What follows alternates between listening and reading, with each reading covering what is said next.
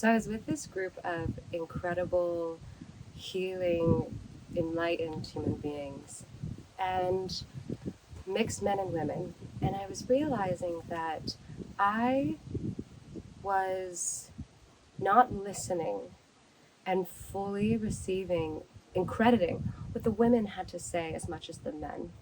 And I observed this in myself, and I was mind blown. I'm so like, yeah, women, feel our power, and I'm still doing it. I'm still subconsciously discrediting the thoughts and opinions and abilities and powers of women, subconsciously, in the midst of conversations of people that I love.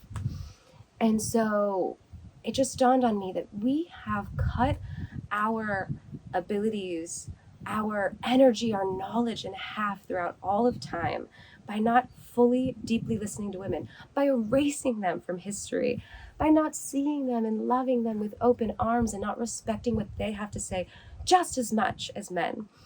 And so just wanting to encourage not only myself, but anyone to fully receive and hear what women have to say as much as men, because I needed the reminder too, and I still do,